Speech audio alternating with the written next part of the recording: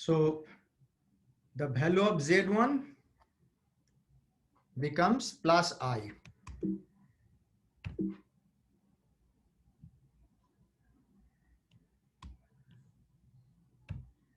Okay. So if you set Z is equal to 1 in this expression, you will get the value of the root. Z1 is equal to cos pi by 2 plus I sin pi by 2, as the value of cos 90 degree equal to 0 and sin 90 degree equal to 1. The value of Z1 will be ultimately equal to plus I. And again set J equal to 2 here. In this expression, set the value of J equal to 2. So if J equal to 2, Z2 will be equal joining request Z2 will be equal to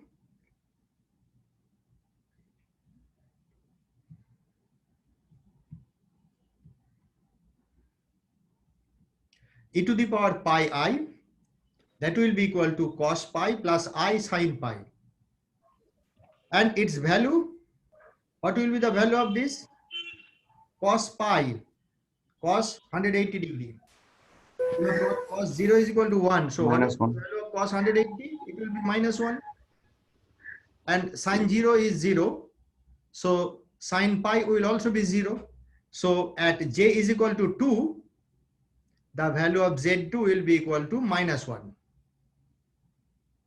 Okay. Similarly, put the value of J equal to 3. At J equal to 3, value of Z3 will be equal to e to the power thrice pi I by 2 plus cos of thrice pi by 2 plus I sin of thrice pi by 2 by setting J equal to 3.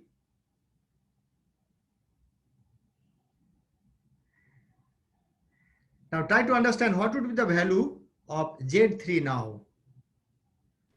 -I.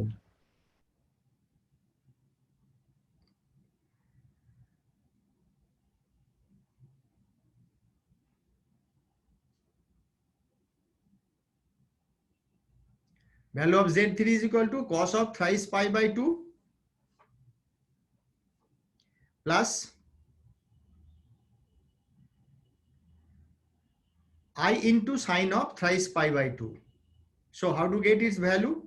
Its value will be similar to cos pi by 2, because how do we get thrice pi by 2? Pi plus pi by 2. Okay, so cos pi by 2 means cos 90 degree 0. Similarly, cos thrice pi by 2 will also be 0. But here you have sin pi by 2, sin 90 equal to 1. So sine of pi 180 plus 90, that is 270 degree, is equal to -1. So its value will be is equal to -I. So both Z1 and Z3 is a complex number, plus I minus I. Okay, and just you can compare the results you have got here and the results we have got earlier just by taking the solution in our conventional method by factorizing the fourth order equation Z to the power 4 minus 1 equal to 0. By factorizing, we have got the value of there are 4 roots. So Z1 here and Z1 in our new case are different. So Z1 is equivalent to Z0 in our new case. Okay. So this value equal to 1, another value of Z equal to -1, another value of Z equal to plus I and minus I. So there are 4 possible values of Z: +1, -1, plus I, minus I. Okay. By using the trigonometric function, we have also got the same result. Value of Z equal to 1, value of Z equal to plus I, value of Z equal to -1, value of Z equal to minus I. Now, if you look at the solution, you can reach at a general conclusion. What would be the conclusion? We can conclude by looking at the solution, the value of Z0 will always be equal to 1. This is the first conclusion we can draw here. Another conclusion, in our quarterly data, if we set j equal to 2, the value of the root will be this. Okay. Now, suppose you have a monthly data. So in the case of a monthly data, S is equal to 12. So in that case, if you set j is equal to 6, you will get the similar result like this. So Z2 in the case of a quarterly data and Z6 in the case of a monthly data will be equal. In other words, what is j equal to 2? You have a quarterly data, you have 4 quarters in a year. So at j equal to 2 means, what is j? J is the number of cycles. So how many cycles you are considering here? 2 cycles in a year. If you have a 2 cycles in a year, what will be the frequency in the root? Frequency will be pi. Pi is the frequency. So if we consider 2 cycles in the case of a quarterly data,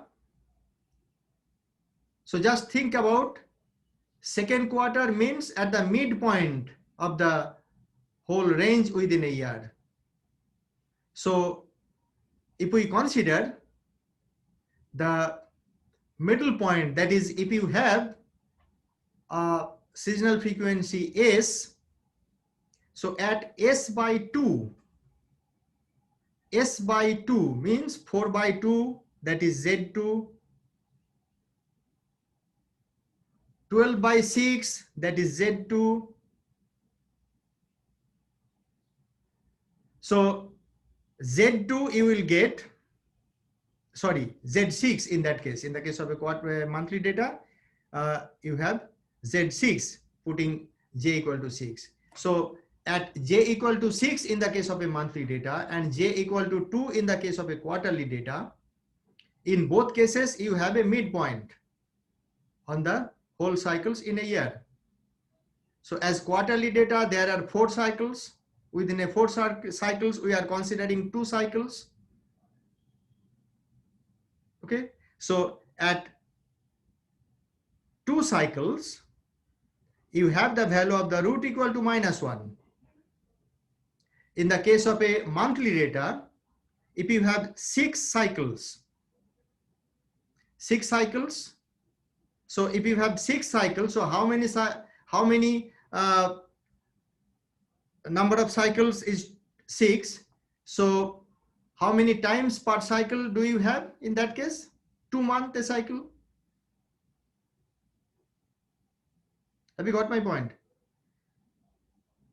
In this case, in the case of a quarterly data, number of cycle 2, we are concentrating now just at j is equal to 2. J is equal to 2 means number of cycle is equal to 2 for a quarterly data. So j is equal to 2 means within a year you have 2 cycles.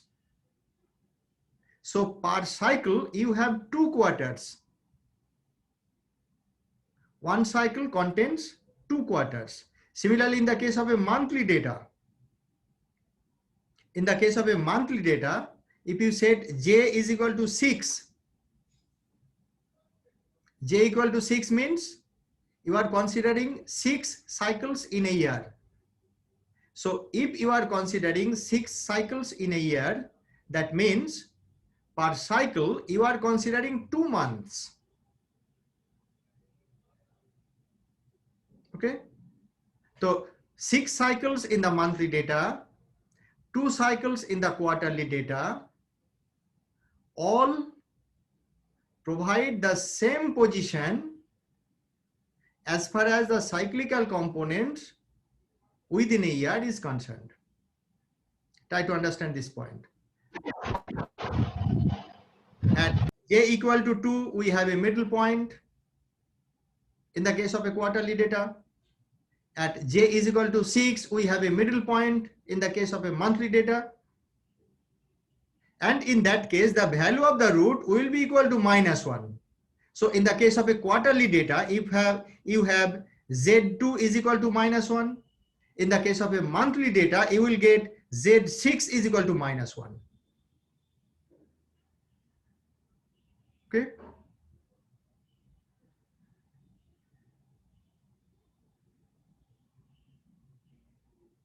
And for the other cycles, j equal to 1, j equal to 3, you have the complex roots. So the basic generalization we have by looking at the solution in this way. At 0 frequency, we have always the value of root equal to 1. At half of the frequency, the value of the root will always be equal to -1. And half of the frequency depends on the number of cycles based on the data you have. In the case of a quarterly data, half of the frequency denotes 2 cycles. In the case of a monthly data, half of the frequency denotes 6 cycles. So at half of the frequency, the value of the root always will be equal to -1. At 0 frequency, the value of the root always equal to 1. At half of the frequency means S by 2. S is the seasonal frequency you have. So at S by 2, the value of the root will always be equal to -1. And the rest of the roots will be a complex root. And you know the property of a complex root. Complex roots are always be conjugate in nature. Look at in this case, you have 2 roots, 2 complex roots, and they are conjugate. One is plus I, another one is minus I. Okay, so the conjugate roots are complex. There are 2 real roots in each cases. One will appear at 0 frequency or 0 cycles. Another real root will appear at half of the frequency. Half of the frequency depends on the number of cycles based on the nature of the data. For quarterly data, at cycle 2, you will get half of the frequency and the value will be equal to -1. In the case of a monthly data, you need 6 cycles to reach at half of the frequency and the value of the root will be -1. So these 2 values are fixed for all cases. At 0 frequency, the value of the root equal to 1. At half of the frequency, the value of the root equal to -1. And they are the real roots, value equal to 1. And the rest of the roots will be complex in nature. And they will be conjugate because the complex roots, complex characteristic roots relating to a characteristic equation are conjugate in nature. Okay. So in the case of a quarterly data, you have 4 roots. One is +1 at 0 frequency. Another one is -1 at half of the frequency. And the rest 2 are the complex. Now let we move to the monthly data. For monthly data, S is equal to 12. Now substitute S is equal to 12 in the expression for characteristic roots Zj. So by setting S is equal to 12, you have the value of Z like this. Zj is equal to e to the power pi I by 6 into j. In the denominator, you had S. In the numerator, you had 2. So 2, 12. So ultimately, you have pi I by 6. That will be equal to cos of pi j by 6 plus I sine of pi j by 6. So this is the value of the root for the monthly data.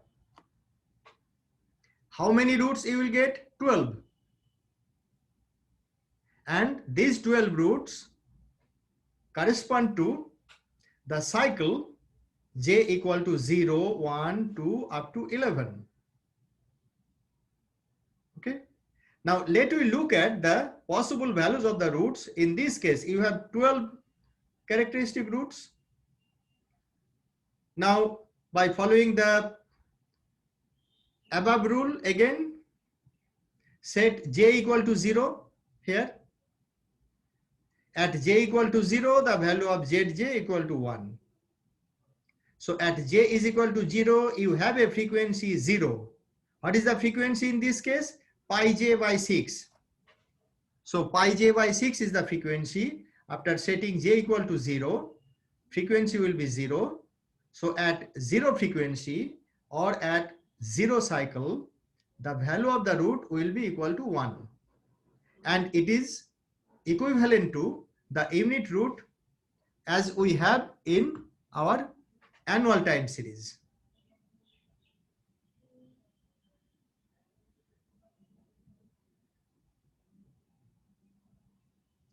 Okay, so in this case also we have the value of the root equal to 1 at j equal to 0. Then come at j equal to 6. J is equal to 6, you have the half frequency s by 2. S is 12. So s by 2 is equal to 6. So at j is equal to 6, the value of theta will be pi. If you set here j is equal to 6, value of theta will be equal to pi, and cos of pi is equal to -1, sine of pi equal to 0. So the value of the root will be equal to -1. So just compare this result to the quarterly case. In the case of monthly series, you have the value of the root 1 -1. When j equal to 0, 1, when j equal to 6, -1. In the case of quarterly data, you will get the value of the root equal to 1 when j equal to 0 and the root equal to -1 when j is equal to 2. Okay, so j equal to 2 denotes the half frequency. In the case of monthly data, j equal to 6 denotes the half frequency. So at half frequency, the value of the root always equal to -1, and 0 frequency, the value of the root always equal to +1. So the total number of possible roots you have here, 2 roots are the real roots and the rest will be the imaginary roots. So here again, substitute the value of j is equal to 1, 2, 3, 4, etc. So value of j is equal to 1, you will get frequency pi by 6. Pi by 6. So if you set the value of theta equal to pi by 6, cos theta plus I sin theta will be 1 by 2 into root 3 plus minus I. That is root 3 by 2 plus minus I into root 3 by 2.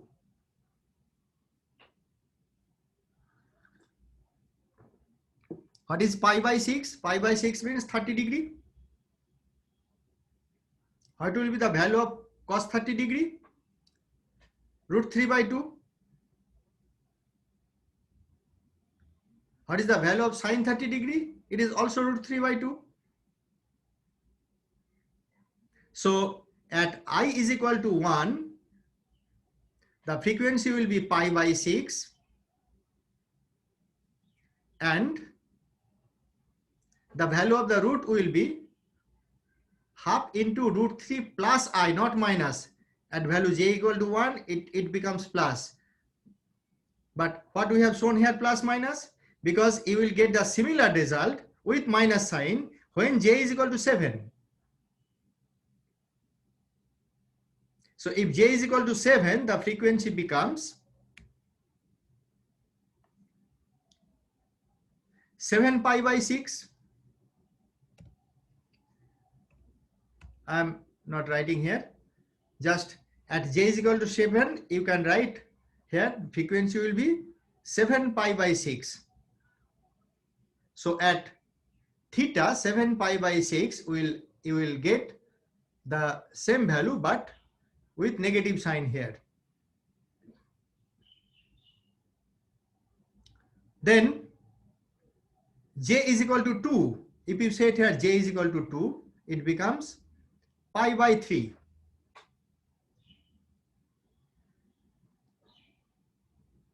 What is pi by 3? Pi by 3 means 60 degree. So what is the value of cos 60 degree? Value of cos 60 degree is half. And value of sine 60 degree? It is root 3 by 2.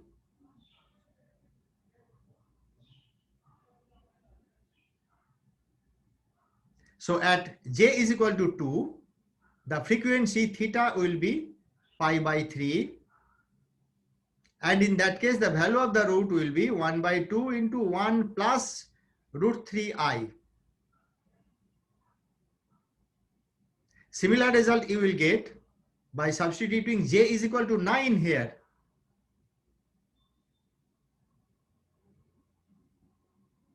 In this way, if you set j is equal to 3, put the value of j is equal to 3.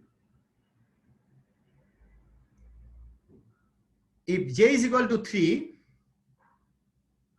it becomes cos pi by 2 sin pi by 2. So cos pi by 2 plus I sin pi by 2 means the cos component will be 0, sin 90 degree is equal to 1, so it becomes plus I.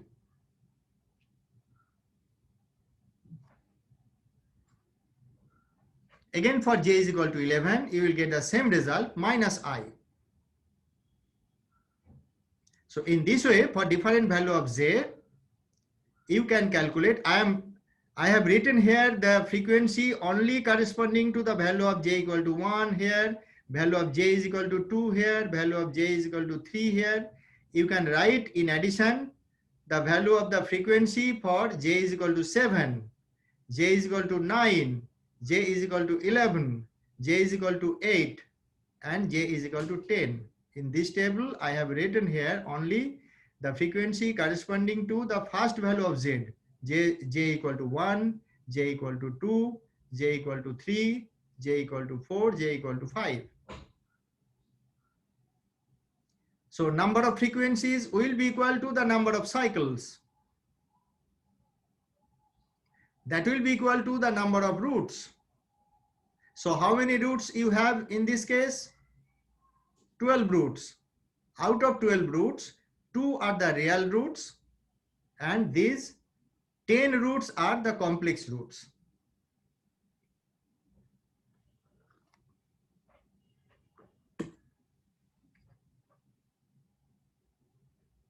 Clear?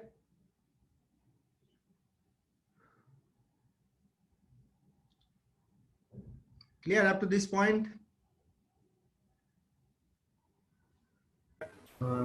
যখন cos ওই 7 pi by 6 হচ্ছে তখন কি মানে cos এর ভ্যালুটাও তো sir নেগেটিভে থাকবে না? হ্যাঁ, ওই জন্য তো মাইনাস চলে আসছে ওখানে, একটা প্লাস দিয়ে আসবে, তার আগে মানে -√3/2 তো আসবে, মানে মাইনাস ওখানে cos যখন 7 পাই বাই ওটা একটু দেখে নিও ঠিক করে। পাই প্লাস পাই বাই 6 মানে তো cos এর ভ্যালু নেগেটিভ হওয়ার কথা, সুতরাং -√3/2 আসার কথা। আবার সাইন এর ভ্যালু ওখানে নেগেটিভ আসবে, সুতরাং ওটা হওয়া মানে -√3/2 মাইনাস হাফ আই আর কি এরকম আসার কথা। মানে একটা প্লাস একটা দুটোই মাইনাস, এটা বলছো? হ্যাঁ হ্যাঁ তাই তো হয় sir, all sine tan cos তো থার্ড কোয়াড্রেন্টে পড়ছে pi plus pi by 6 equal to 7 pi by 6। We need to check it. The roots will be this.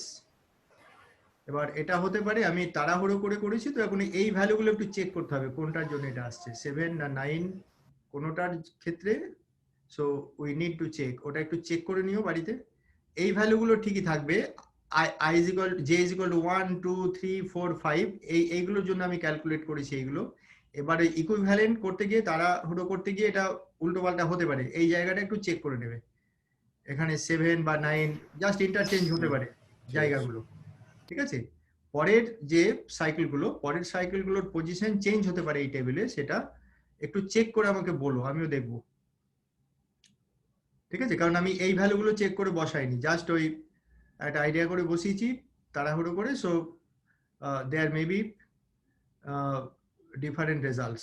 The results will be the same, but the position of the cycles may be different. A is equal to 1, 2, 3, 4, 5 এই পাঁচটা ভ্যালুর জন্য ভ্যালুগুলো plus sign দিয়ে ঠিকই আছে। এবার minus sine দিয়ে কোনটা হবে সেটা we need to check. Plus মাইনাসের যে রুল, যে ট্রিগোনোমেট্রিক রুল, তো তোমরা জানো, সেইটাকে অ্যাপ্লাই করে ওটা একটু দেখে নেবে।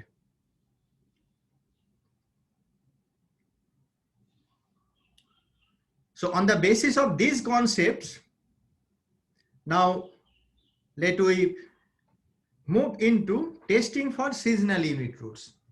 How to test seasonal unit roots in our data. You are familiar with the Dickey-Fuller test for the annual time series, and you need to keep in mind to move further the basic structure of the Dickey-Fuller test, augmented Dickey-Fuller test at least.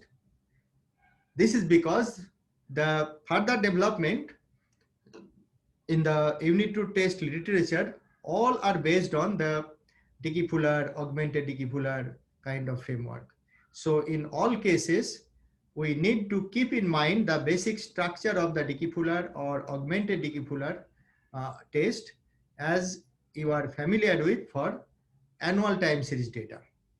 Okay, so in the case of a seasonal unit root, we cannot apply Dickey-Fuller test directly because Dickey-Fuller test is restricted to AR1 series for annual data. In annual data, we discussed earlier the possibility of higher order autoregression. So to incorporate higher order autoregression, we have incorporated some augmented terms, and we have got the augmented Dickey-Fuller test. So the basic difference between Dickey-Fuller and augmented Dickey-Fuller, Dickey-Fuller is restricted to AR1. If your data follows AR1, then you can apply Dickey-Fuller test. But in reality, there is no guarantee that your data will follow always AR1. So if your data is of higher order of autoregression, then you reduced it into AR1. How to reduce? To reduce, we need to use a trick, that is by incorporating some augmented terms, and you will get the model what is known as the augmented Dickey-Fuller model or augmented Dickey-Fuller test. So Dickey-Fuller test and augmented Dickey-Fuller test are basically same. In augmented Dickey-Fuller test, we are considering the possible serial correlation due to higher order autoregression, nothing more than this. But if you have seasonal data, you cannot apply augmented Dickey-Fuller test or Dickey-Fuller test directly, because here you do need to consider the seasonal component. You do need to consider the seasonal frequencies in your analytical part. So in 1984, Dickey, Hasja, and Fuller suggested a methodology what is known as in short DHF test. DHF test again is restricted to the autoregressive of order 1 in seasonal framework. That is, this test is restricted to seasonal autoregressive of order 1 model. So you can write down the seasonal autoregressive of order 1 with augmented terms. Just try to remember the basic structure of the Dickey-Fuller equation. In Dickey-Fuller equation, we have the variable in the left hand side in difference form. Similarly, we are using here. So in the case of a seasonal data, we have delta S YTS. What is delta S? Sth order difference. So delta S is equal to actually 1 minus L to the power S. Okay, so we are using the same trick as in the case of a annual time series. So if you are familiar with annual time series, you can easily understand the structure of the model used in Dickey, Hasja and Fuller test. So it is exactly similar to the Dickey-Fuller test by considering the seasonal frequency. Okay, and similar to the augmented Dickey-Fuller test, our hypothesis would be rho equal to 0. What is rho? Rho is the coefficient of the air one part. So rho equal to 0 means in our earlier specification phi 1 equal to 1. Phi 1s is equal to 1. This is similar to rho equal to 0. So this is the এখানে null beta জের hypothesis. সাথে যেটা আছে sir ওটা ওই y t minus j into s হবে তো এখানে কোনটা? ওই এটা বিটা j ডেল্টা s হ্যাঁ এটা হ্যাঁ sir y t minus j into s. Yes. T minus j into s. You are right.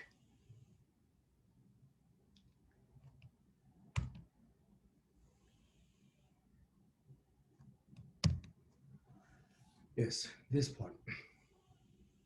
So using DHA test is similar to the Dickey-Fuller test we have in the case of our annual series. So here the null hypothesis rho equal to 0 and alternative rho less than 0. So rejection of null hypothesis indicates no unit root. Non-rejection means presence of unit root. Now the basic disadvantage of this model we have shown earlier, that the number of unit roots in a seasonal time series will be more than one. For example, in the case of a quarterly data, number of unit roots 4. In the case of a monthly data, number of unit roots 12, like this. So the implication of this null hypothesis indicates for quarterly data, for example, there are 4 unit roots, presence of 4 unit roots. And the alternative means no unit root at all. That is, no unit root at 0 frequency, no unit root, that is no unit root at the value of j equal to 0, no unit root at the value of j equal to 1, no unit root at the value of j equal to 2, j equal to 3 in the case of a quarterly data. Because in quarterly data, you have 4 values of j equal to 0, 1, 2, 3. And the hypothesis set by Dickey, Hasja and Fuller indicates the null hypothesis means the presence of unit root at every cycle. Alternative means absence of unit root at every cycles. So the application of this test is too restrictive. That is, if you have any intermediate situations, you cannot apply this test. Suppose in your data, you have unit roots at 0 frequency, but no unit root at other frequencies. So you cannot apply this model. So this model will be applied if unit root presence at each and every frequency you have in the data and no unit roots at each and every frequency in your data. For that reason, this methodology is not popular in the time series literature. And later on, Hilleberg, Engel, Granger, and Wu, in short, this test is known as HEGY test. There are 4 authors here: Hilleberg, Engel, Granger, and Wu. In 1990, they developed a methodology to capture all the situations you have in your data. That is, there may be single unit root, there may be 2 unit roots, there may be 3 unit roots, there may be unit roots in the non-seasonal component, there may be unit roots in the seasonal components. Just try to remember the discussion in our last session. In the case of a quarterly data, we have unit root at 0 frequency. This is called non-seasonal unit root.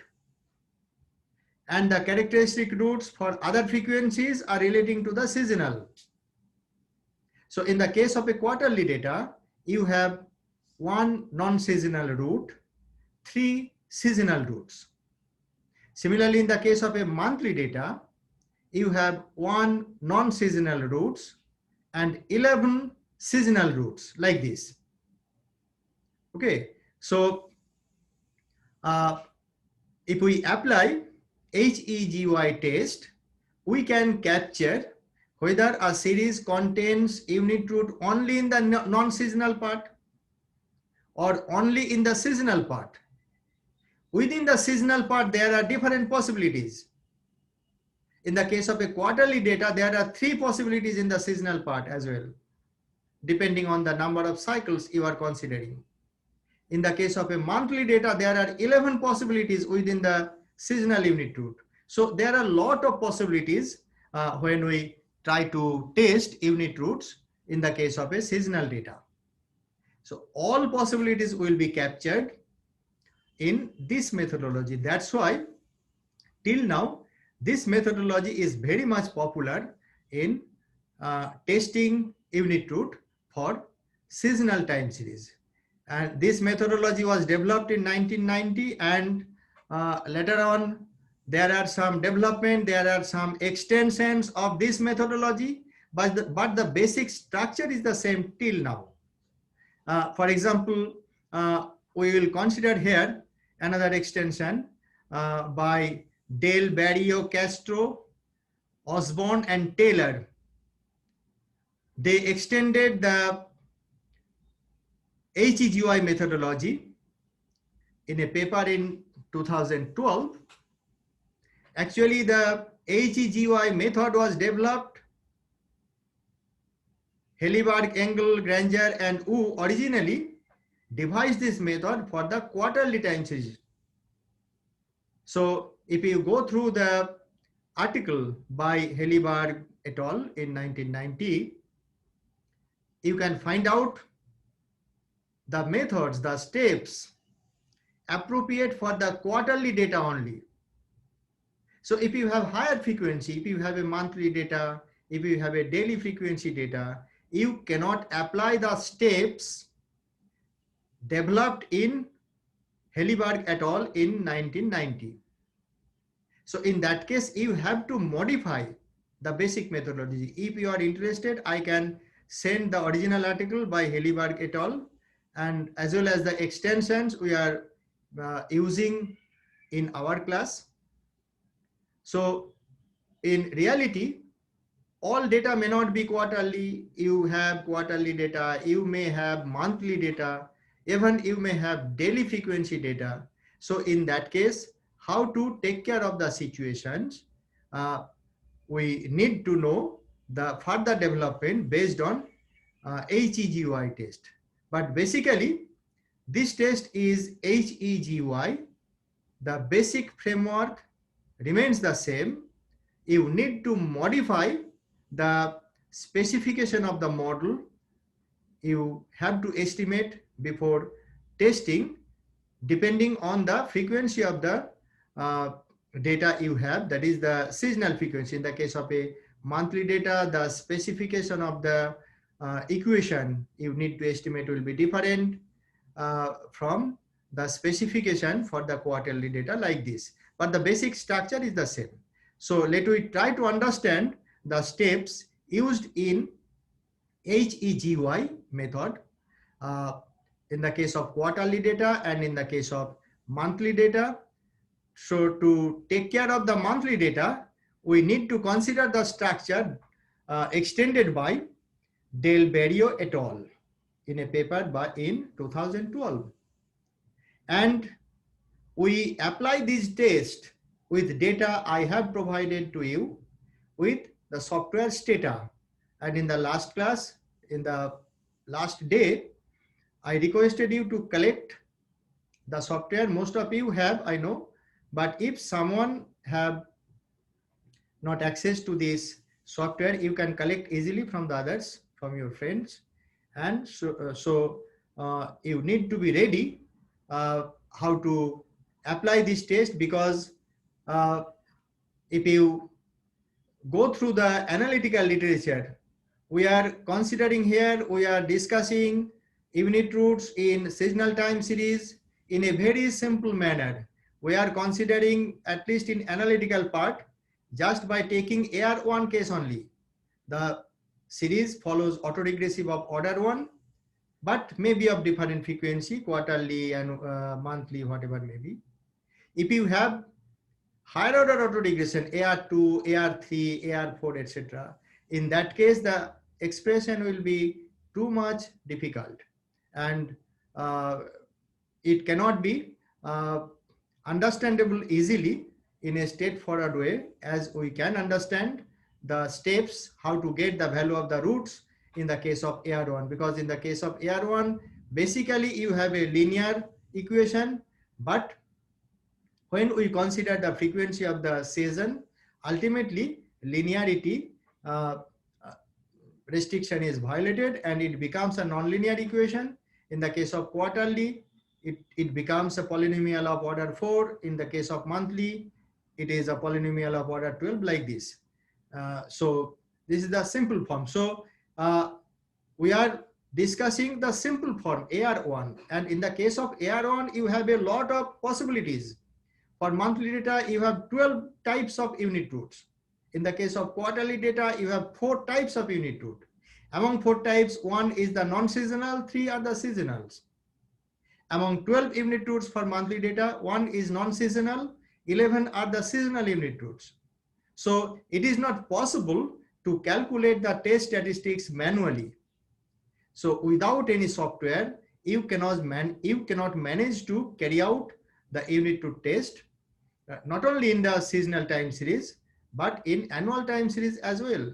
So time series techniques, if you want to apply, you need to take help of the software. Any software you can use. If you are comfortable with Stata, you can use Stata, you can use eViews, you can use MATLAB, you can use even R. So any software you can use, but you need to use the software. Without using software, you cannot calculate the test statistics and you cannot make any inference based on the estimated value of the statistics you have on your data. Okay, so you need to understand the basic steps, you need to understand the basic concepts. So that's why we are restricted only in the case of AR1. So if you focus only on AR1, the basic concepts of unit root, even in different seasonal frequencies, will be clear. So if you have the concepts in mind like this, you can easily understand the extensions of the process. If you extend your model for AR2, AR3, or ARP in general, or ARIMA in general, you can understand what would be the type of specification of your model and how many roots, characteristic roots you can get. Among them, how many will be the value of 1 unit roots, how many less than 1. Okay, so in the case of AR1, there is no possibility of less than 1. But in the case of AR2, AR3, etc., you know, as for the annual data, there is a possibility for different number of unit roots in the non-seasonal part. So here, the number of unit roots in non-seasonal parts is always equal to 1. Z0 is equal to 1. There are only one possibility of Z0. But if you have AR2 data, AR3 data in seasonal frequency, there are several possibilities even in the Z0 case. So there are different possibilities of Z0. Okay, so it is more complicated. That's why we are ignoring at this stage. So you can start with a simple case and one after another. If you are interested, you can move into the detail gradually. So now let me focus on the methodology developed in a paper, Del Barrio et al. In 2012. And I have already mentioned this model or the methodology or steps devised in this paper is based on the original work of Helleberg et al. In 1990. But the basic difference is Helleberg et al., the original steps you can apply only for the quarterly data, but the steps devised by them could be applied both in quarterly data as well as monthly data. So even the methodology devised by these 4 authors in 2012, you cannot apply this method for the daily frequency data. So if you have a daily frequency data, you need to modify the model further to use it for the daily frequency data. Okay, so in our discussion, we are restricted to quarterly data and monthly data. For that reason, we are restricted to discuss or to use the method only developed in Del Barrio et al. In 2012. We are not dealing with unit to test for the daily frequency data. For daily frequency data, we need further analysis.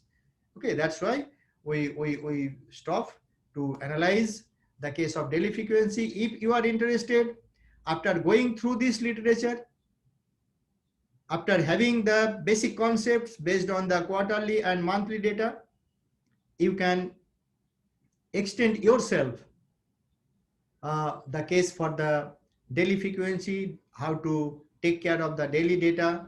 You can easily understand the methods for that reason. But as all of you are not interested in empirical research, many of you are be interested on theoretical research. So all of you do not need to use the steps in detail. So for preliminary idea, for basic idea, how to take care of the seasonal time series or high frequency data, we have concentrated mainly on the monthly data as well as on the quarterly data. Not we are dealing with daily data, weekly data, hourly data, etc. Okay. So in Del Barrio et al., any time series YTS, the notations are similar as we have used earlier.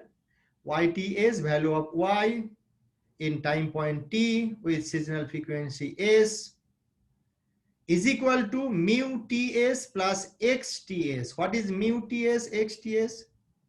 Del Barrio et al., they decompose the actual time series into 2 components. The first component relating to mu includes the deterministic part, and the components relating to X relates to the stochastic part. Okay, and this deterministic part incorporate the deterministic trend. This part can also incorporate the time dummies in the case of quarterly data, quarter dummies in the case of monthly data, month dummies, etc. So different dummy variables corresponding to different frequency you can incorporate as a deterministic part. You can incorporate a time trend, deterministic component of the time trend, as well as you can incorporate the drift parameter, the intercept term.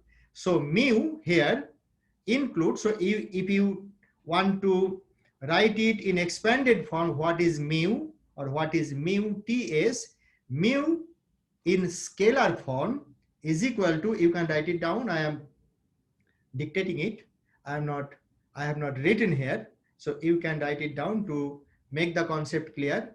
Mu is equal to alpha naught plus beta into T plus sum of gamma j dj. What is dj? dj is the time dummy. Time dummy means in the case of a monthly data, month dummy; in the case of a quarterly data, quarter dummy. So the coefficient of dj, that is gamma j, as I have discussed in our earlier class, it denotes the deterministic change over the season, the deterministic change over the quarter, the deterministic change over the month, etc. So mu includes intercept term alpha plus deterministic trend beta into T plus the differences in deterministic trend across the seasonal component gamma j into dj. Okay, so mu is equal to actually alpha plus beta into t plus sum of gamma j dj, and you can put the suffix ts appropriately. And the next part, xts denotes the stochastic part, stochastic component.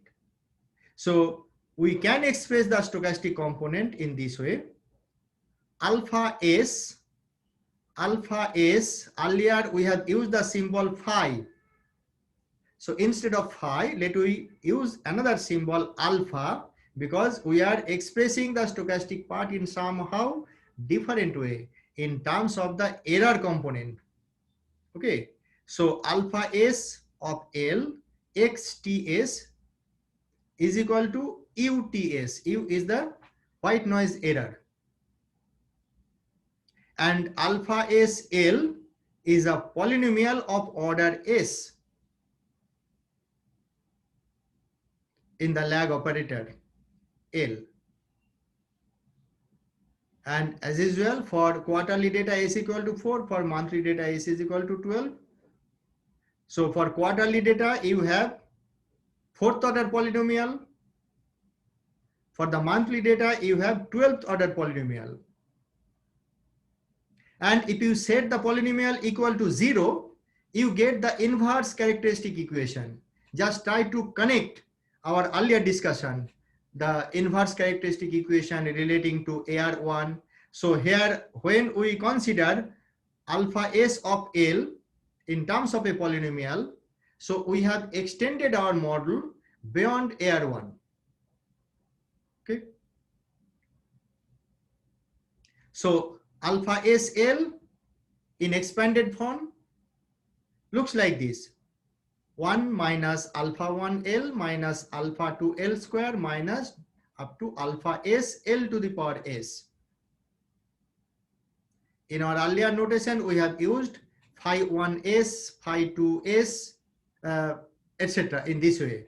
So here we use the new symbol alpha 1, alpha 2, alpha S by following the same notations used in this paper.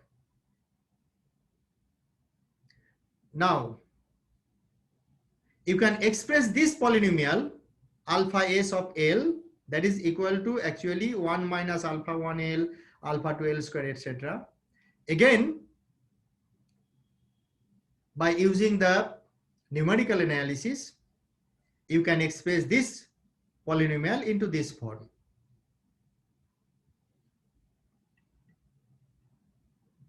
Just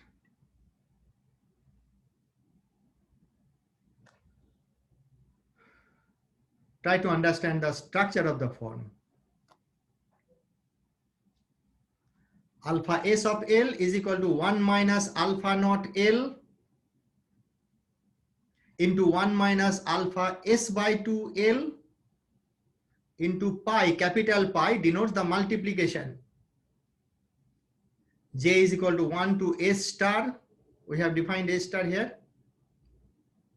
Within bracket, 1 minus twice beta 1j cos of twice pi j by S minus beta 2j sine of twice pi j by S,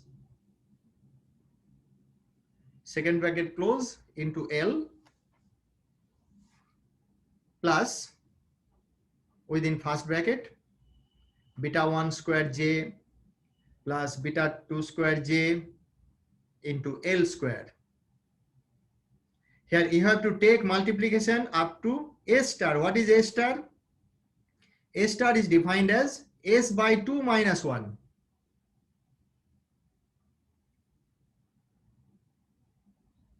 Now try to understand the nature of specification of this form for quarterly data.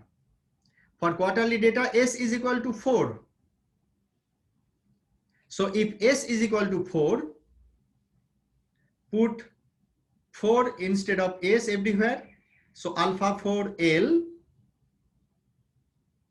is equal to 1 minus alpha naught. Alpha naught will be the same, it will not change. into 1 minus alpha s by 2, s is equal to 4. So it is alpha 4 by 2, that is alpha 2 into L pi of, how many component you have here in the case of a quarterly data? In the case of a quarterly data, s is equal to 4. So what would be the value for s star? 4 by 2 minus 1. 2 minus 1 actually is equal to 1. So you have only one component. So you do not need to take the multiplicative, or you do not need to take multiplication in the case of quarterly data. So you can ignore this sign and you can write the expression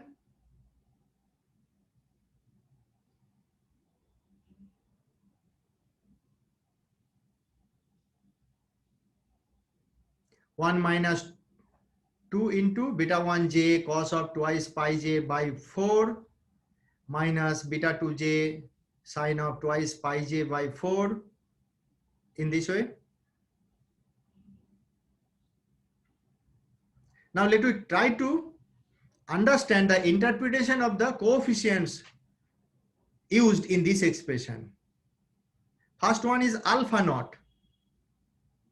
Alpha naught, the parameter alpha naught is the mean value associated with the zero frequency.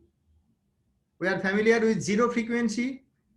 Zero frequency appears when j is equal to 0, and it captures the non-seasonal part of the unit root.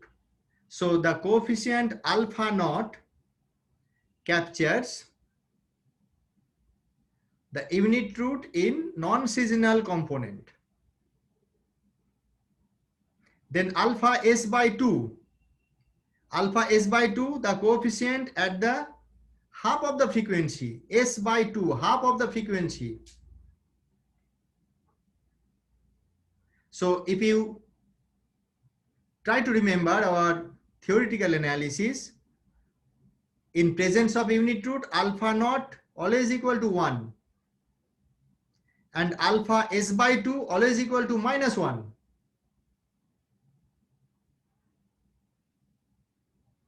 Okay. And the rest part is the complex roots. So when we express the polynomial in this way, so what is the basic reason in expressing the polynomial in this form? You are separating out the real roots as well as the complex roots. These first two parts are the real roots, and in any frequency, any value of s, you get two real roots everywhere. One real root relating to zero frequency, another real root relating to half of the frequency, and the remaining roots will be the complex roots. And by the nature of the complex roots, they will be conjugate. Okay, so in this expression, we compare alpha naught as the mean value associated with zero frequency, capturing non-seasonal unit root. Alpha s by 2 is the component for half seasonal duration associated with a Nyquist frequency. Nyquist frequency in the terminology of numerical analysis, it indicates the midpoint. And Nyquist frequency means the value of theta is equal to pi. Value of theta equal to pi will appear at s by 2 cycles. And beta 1j, beta 2j, there are two more coefficients used here, beta 1j, beta 2j. Beta 1j and beta 2j are the annual waves associated with the conjugate seasonal frequencies. In the case of quarterly time series, you have got two values in this part. One is plus I, another one is minus I. So if you have S is equal to 4, alpha naught relates to 0 frequency, alpha S by 2 relates to half the frequency, the coefficient beta 1, beta 2 relates to the other frequencies, and they involve the complex number.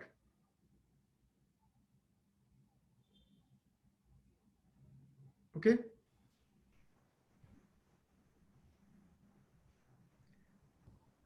Now let me try to understand the steps behind this unit to test. So we have this model YTS is equal to mu TS plus XTS. So we are allowing here the presence of deterministic component in the basic behavior of the series. And within this deterministic component, there is a trend. So in step 1, in carrying out this test, in step 1, you need to detrend the data. How to detrend? To detrend the data, first of all, you have to estimate the deterministic part. Okay. So for that purpose, let us specify the deterministic part in this way. Mu TS is equal to delta prime WTS. Now try to remember the composition of W. W includes, I have mentioned, W includes the intercept term,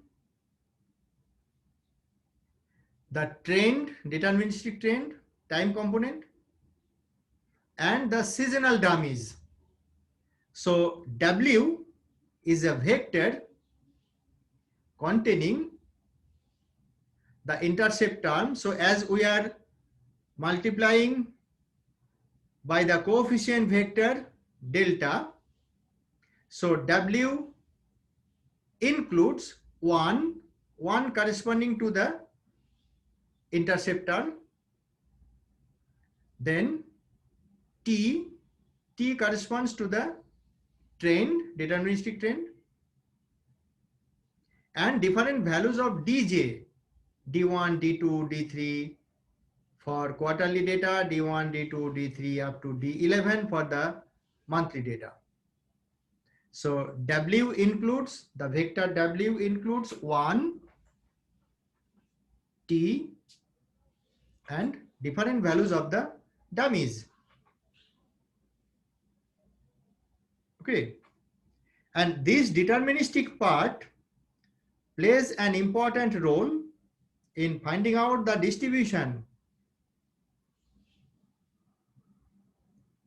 used for seasonal unit to test. So depending on the nature of the deterministic part, the distribution of the statistics we need to use this test will be different. And at this step, try to remember the case of Dickey-Fuller or augmented Dickey-Fuller in annual time series. You have augmented Dickey-Fuller in 3 possible situations: without drift, without trend. This is one situation. Another situation, without trend, with drift. The third situation, with drift, with trend. So there are 3 possible specifications in augmented Dickey-Fuller test, and the distribution of the statistics used in augmented Dickey-Fuller will not be the same in the case of only deterministic trend, in the case of only intercept parameter, or the distribution in the case of no deterministic trend, no intercept. So the distribution of the statistics used in carrying out the unit test depends on the nature of the deterministic part. For that reason, this part is important. Okay. So here the basic hypothesis we need to test. There are three null hypotheses. H naught, alpha naught equal to 1. So if this null hypothesis is not rejected, it implies the presence of non-seasonal unit root. That is the presence of unit root at zero frequency, j equal to 0.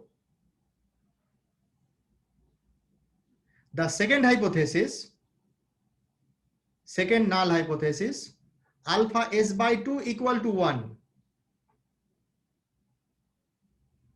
It indicates the presence of unit root at half frequency s by 2. Okay. The third null hypothesis relates to the values of beta 1, beta 2, which are involved in the complex part of the solution. Okay. So the first hypothesis is associated with zero frequency for testing unit root for the longer period. Longer period in that sense, we are considering here year-to-year movement, not within a year movement, because alpha naught or z naught appears under the assumption of zero cycle. If there is no cycle within a year, so there is no question of changes in the value of y over differentiations within a year. Okay. And the second one, the second hypothesis, as I have already mentioned, is associated with Nyquist frequency, that is at s by 2. If you have half frequency, then whether there is any unit root at half of the frequency, it is captured in the second null hypothesis. In the third, associated with the seasonal harmonic frequencies. And this part is connected with the complex roots. The three alternative hypotheses, just you can understand easily. Alpha naught less than 1. So rejection of H naught means the series is stationary as far as the long term is concerned.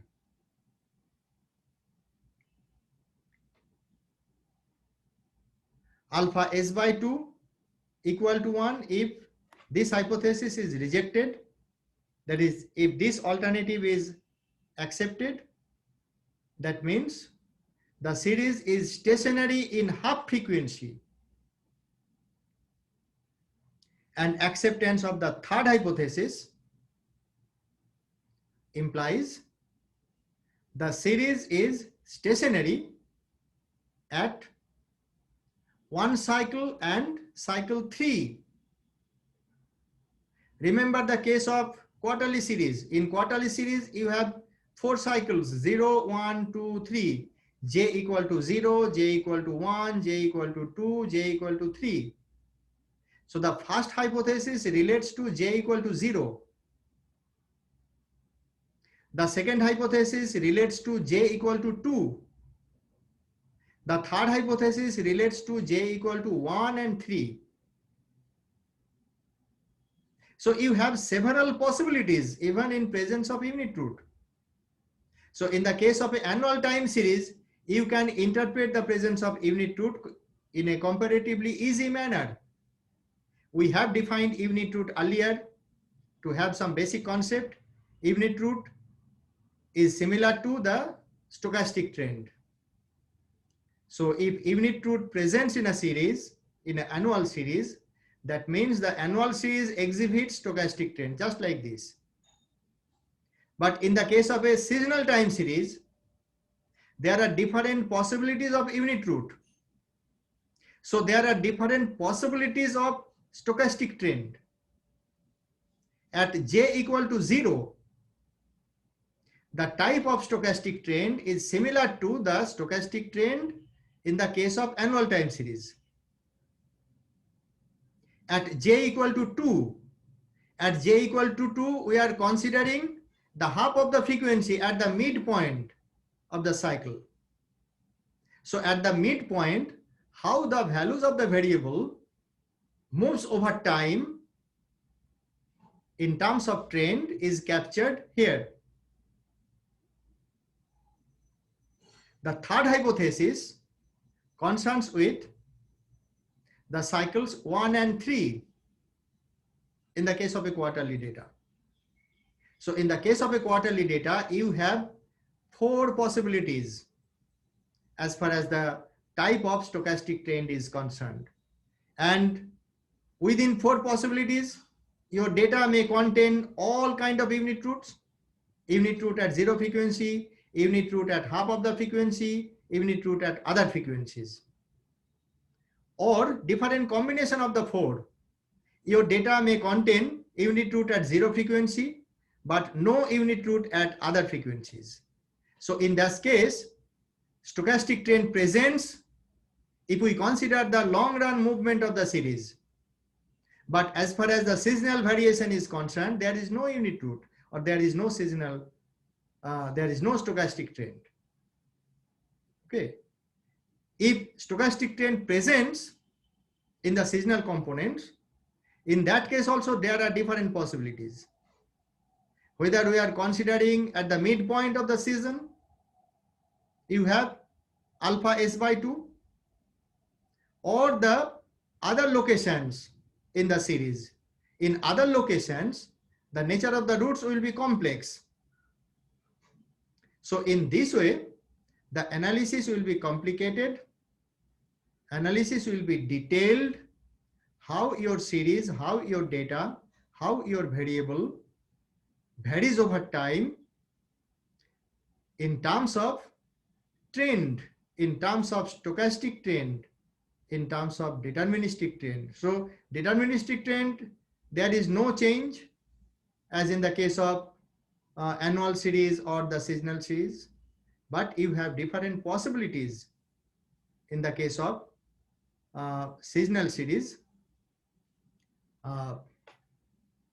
as compared to the annual series.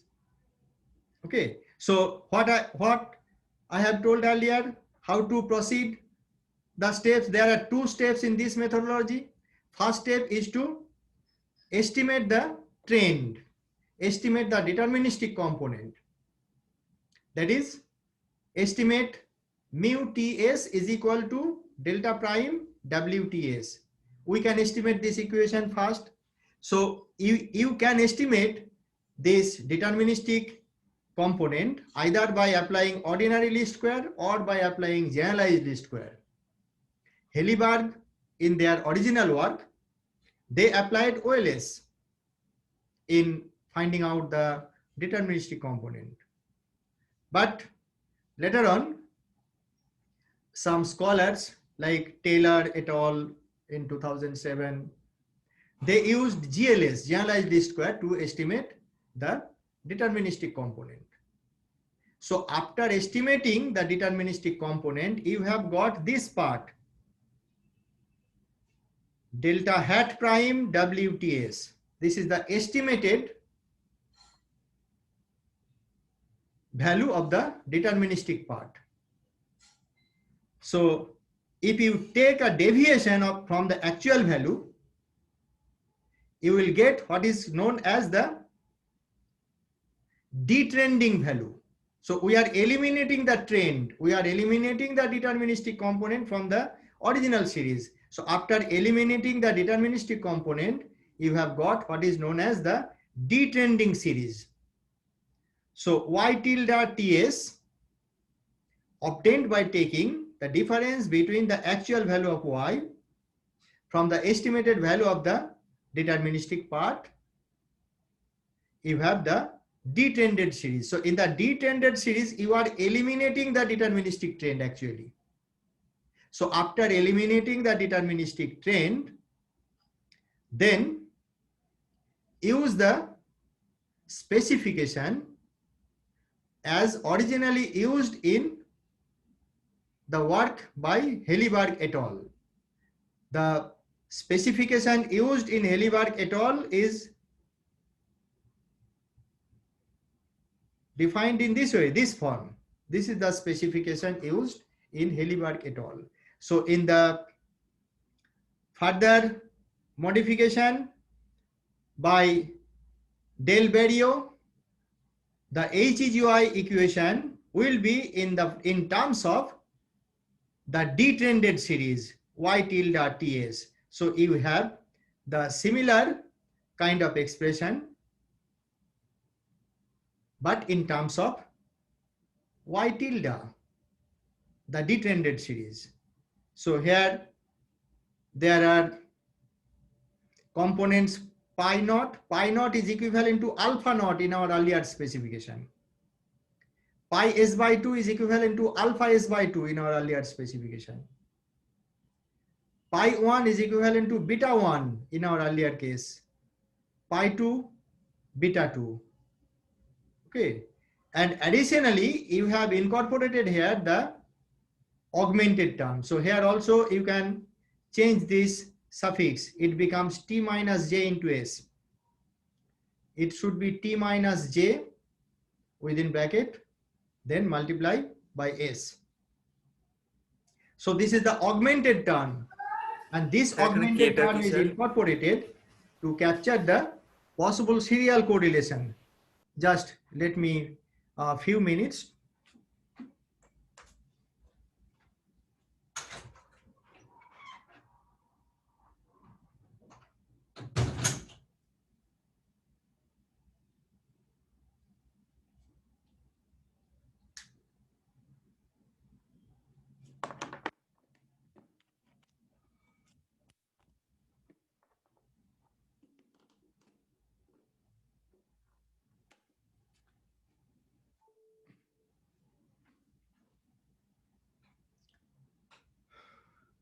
Okay, so the augmented part is needed to capture the possible serial correlations because of the possibilities of higher order autoregression in your data.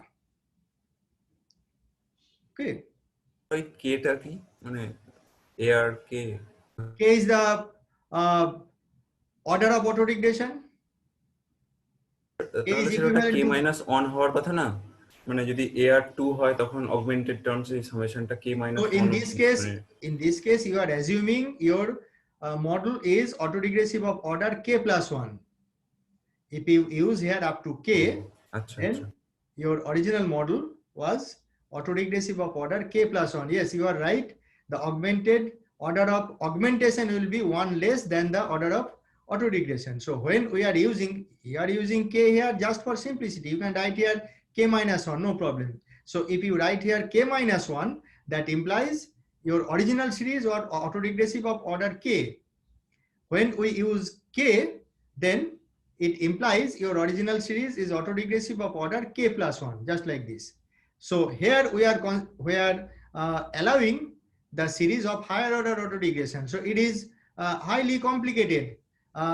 We are discussing in our earlier session the case of AR1 only without considering this part. And in the case of AR1, you have several possibilities. So if you have higher order autoregression, so technically, analytically, the model becomes complicated. Okay, so this is the model you need to estimate before carrying out the test. So on the basis of this model, the hypothesis looks like this: pi naught equal to 0. So pi naught equal to 0 is equivalent to alpha naught equal to 0 in our earlier case. The second null hypothesis, pi s by 2 equal to 0, and it is equivalent to alpha s by 2 in our earlier case. the third null hypothesis, pi 1i equal to 0, pi 2i equal to 0 for I is equal to 1, 2, 3 up to S star we have used earlier. S star is equal to S by 2 minus 1. Okay. Now you need to understand what kind of distribution we have to use in carrying out this test. There are three null hypotheses we have to take together simultaneously. One null hypothesis relates to the zero frequency case, considering the non-seasonal movement of the data. The second null hypothesis relates to the half frequency, capturing the seasonal variation at the midpoint in each and every year. Okay, so the second hypothesis relates to second quarter if you have the quarterly data, 6 month if you have the monthly data like this. So you are focusing on the value at the midpoint in each and every year. So how it will move over the year. So in the second hypothesis, we are considering the seasonal variation at the midpoint. The third hypothesis captures the seasonal variations at the other points, at the other locations. And as the values of the roots at other locations are complex, they will be conjugate roots. Okay, so in these three testing the first null hypothesis, testing the second null hypothesis, we need to use the t distribution. And you have to remember here, this t distribution is not the standard t distribution or the conventional t distribution used in statistics. At this stage, you can remember the case of Dickey-Fuller test. In the Dickey-Fuller test also you are using t distribution, but this t distribution is not the standard t distribution. This t distribution is derived by following the molecular motion I have mentioned earlier, and they are derived from the Wiener distribution. Okay, but they are equivalent to t, so t type of distribution we can say in a better way. So for the first null hypothesis, for the second null hypothesis, we use t distribution, but for the third null hypothesis, you have to use the f distribution. Okay, and as the type of the distribution, you know how to make inference from t distribution. The null hypothesis will be rejected when the absolute value of the estimated coefficient is more than the theoretical value or the critical value. And your alternative hypothesis here, less than 0, pi s by 2 less than 0. Pi s by 2 equal to 0 is the null hypothesis, so alternative will be less than 0. Similarly, pi 0 is the null hypothesis, so alternative will be less than 0. So by considering the nature of the null hypothesis, we have to focus on the left tail of the t distribution only, not on the right tail. Because by the alternative hypothesis, your critical values will always be negative, determined by the left tail of the distribution. So if you have more negative values as the estimated value of the coefficient, pi 0, pi s by 2, etc., you can reject H naught. You cannot reject otherwise. But in the case of third hypothesis, you need to use the upper tail of the F distribution. and as upper tail is used. Why upper tail? Because in that case, the alternative should be greater than 0, not less than 0. Because here you have a complex element in the roots. So by this alternative hypothesis, you need to focus on the right tail of the F distribution. Okay. So in this way, we can carry out the unit to test for seasonal time series data, but you need to remember the methodology discussed here will be applicable only for quarterly data or for monthly data, not for the daily data. For daily data, you have to modify your model further. We need to go through the further literature.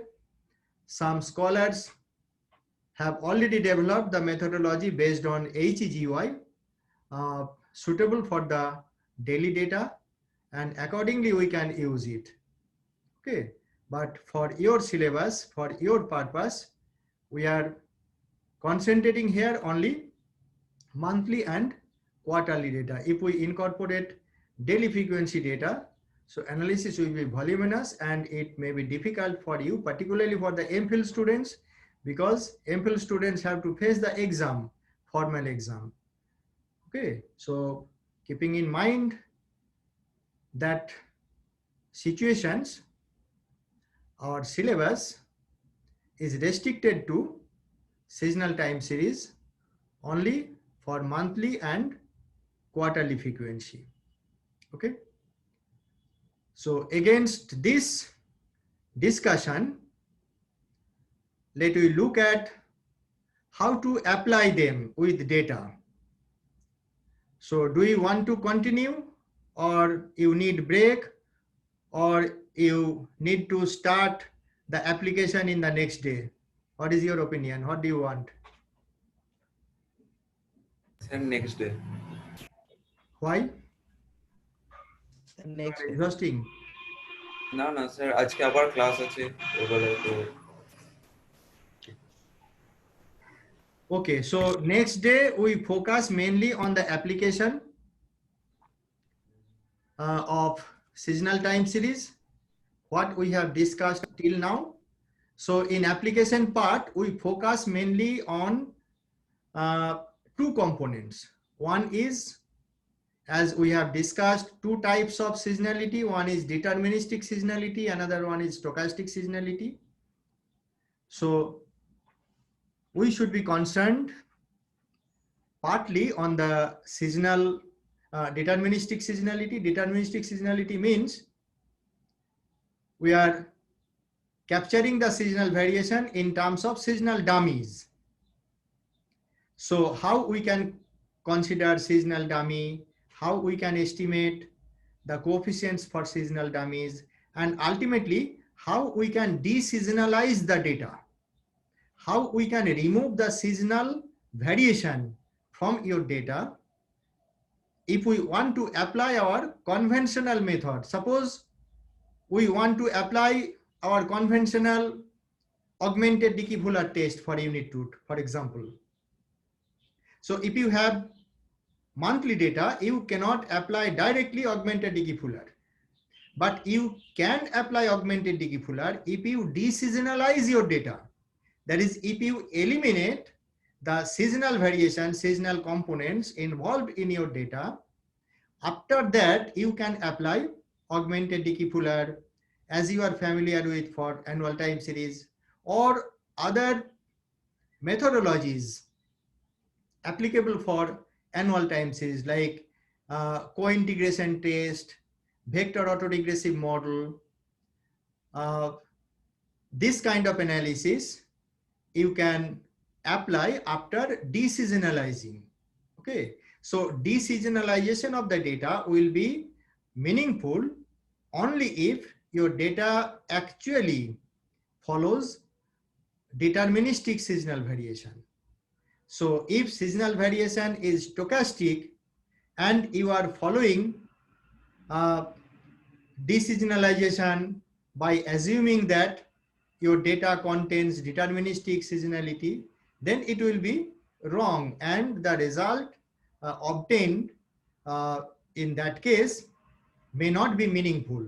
So you need to be sure whether your data provides deterministic seasonality or stochastic seasonality. How do we know whether our data contains deterministic seasonality or stochastic seasonality? If there is no seasonal unit root in your data, so seasonality involved in your data is purely deterministic. But if somehow there are some components of seasonality in your data, then you should consider it. So in that case, if you deseasonalize your variable in a straightforward manner, it would not be the proper way, and in that case, you will get a misleading result. So for that reason, we consider all possibilities. For that purpose, in our application, we should look into how seasonal component to be estimated by assuming deterministic seasonality, and how could we construct deseasonalized data. That is, how do we get a new series after eliminating the seasonal variation. This is one part of application. Another part of application is how to carry out unit root test in the seasonal time series data. In that part, we apply HEGY method in the case of a quarterly series or in the case of a monthly series. The data I have sent to you today, we use this data set for the next class, and we conclude our total discussion in our next day class as possible. Okay.